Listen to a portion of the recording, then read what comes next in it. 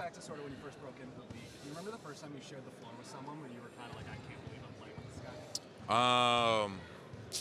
Yeah, honestly, for me, it was even before I even played my first official NBA game. Honestly, it was working out with DeMar up at UCLA for the first time after I've been drafted.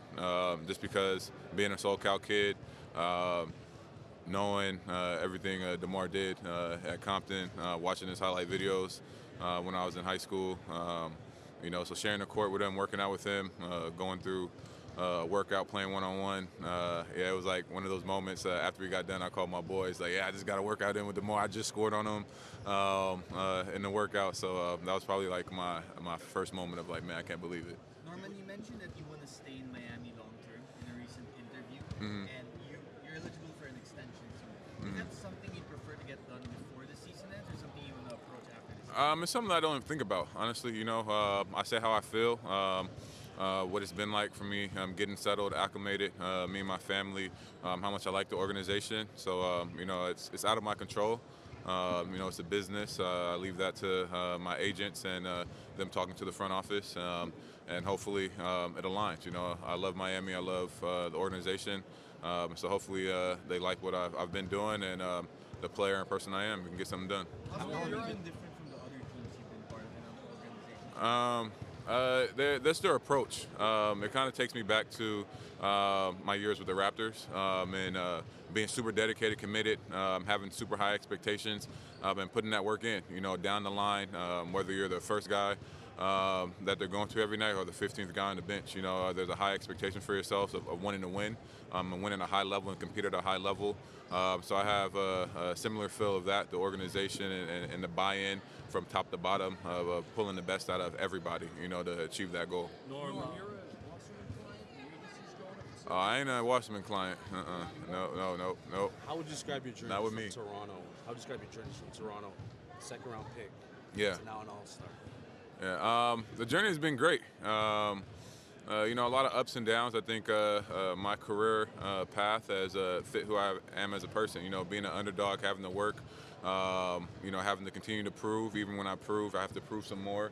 Nothing's been handed to me, but I've kept my faith. I kept the belief in my abilities, even when I came out of us talking about wanting to be an all-star and have that expectation for myself, and getting killed on social media, in the media, about being a role player and staying in my lane and things like that. But just having that continued belief in myself and the abilities that I'm able to do, I think the journey and my lifestyle mantra and motto of understand the grind is exactly who I am as a person. What's it like seeing all these? What's it like walking through this building again, but this time as an all-star? It's awesome. Like I said, I feel like I should have been one last year. And then being traded, kind of feeling upset about that. But I told everybody after that, everybody that messaged me, that I'm gonna be right back next year. I'm gonna double down on it. I'm gonna make sure that I become one next year, and it's just a testament to, like I said, my belief, my work ethic, and being able to actually get that goal since I was a child crossed off and checked off my list. Norm, I know you spent a lot of time, obviously, in Toronto. It's a great food city. What's your favorite Asian food? Oh, my favorite Asian food? Oh my gosh. I don't know. I haven't been in Toronto in a long time to try some Asian food, man. I'm gonna have to think on that one. How about this one? Settle this one for me. I think Chinese food is better than Jamaican food. No chance. No chance. Are you kidding me? Rice, peas, oxtail, jerk chicken. What we doing? Curry, goat? What you mean? No chance. All right, we'll talk later. Norm, what does it mean to represent Jamaica with its rich basketball history, especially for Team World? Yeah, it's everything. When came out of reserve, I talked to my agent about seeing if I can get changed over to Team World, because I want to continue to represent the country. I want to continue to grow the game of basketball there. We got a lot of great talent, especially in this league. So just trying to rebuild the national team. Did a great job this summer in helping us advance for the first time to the qualifying rounds. We got games this month in February. So hopefully that's me representing and having the buzz and name of the country continue to circulate around the NBA community. We'll continue to grow the game and get more guys to represent their country. Scotty Barnes says he's considering playing for Jamaica too. Yeah, A Ben Thompson, those guys.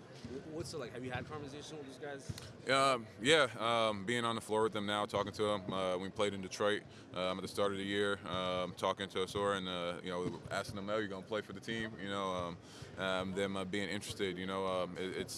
It's really big for the country. I didn't know stepping into it that it was going to turn into this. I did it for personal reasons of learning about my Jamaican background because my dad grew up in Kingston, but I don't know too much of my family's background there. So immersing myself into the culture, into the country, and learning where I come from and my history was big for me. And then it turned into such a big thing media-wise. So hopefully those guys will also join and bring more fans and more eyes to what we're trying to build down there. Norm, which team? Who is the best player in the league right now? All around, I have to say Nikola Jokic. Yeah, I mean, all around game, what he's able to do, what he means for that team, the numbers that he's able to put up, and how effortless he's able to make it. So I'm excited to actually be on the same team as him and not have to worry about double teaming him and all those passes that he makes. What do you see as a professional that we don't see that makes him so good? I think just his approach, and like he gets killed in the media sometimes about like, oh, does he care? Does he want to go back home? And this, that, and the other. But seeing him coach my young bull Payne Watson when he got his time, and helping him navigate the game, and seeing him get his moment of opportunity and what he was able to do with that, it just shows the commitment, the type of leader he is. Giving back to the young fella, teaching them how to navigate the adjustment. I think that's what is missing the behind the scenes of how committed we are to the game and how committed he is. Last question, guys. How important is confidence in this game, being solely a role player? Yeah. Still building that confidence to become an all-star. It's really important. One of the main things that I was told when I first came into the league from my coach Rex when I was in Toronto, it's confidence is super hard to gain, but super easy to lose. So it's big for me. The confidence comes from the work. Not only in having expectations, but continuing to work. Every single summer with my trainer AJ, I just saw him somewhere in the background. There he is. But being committed to that. Working out 3 times a day, 5 days a week, sometimes 6. Going through the ups and downs, but trusting that the work is going to show, and that you're going to reap the benefits from that. And like I said, the confidence comes just from the continued work in the grind. Cool. Thank you.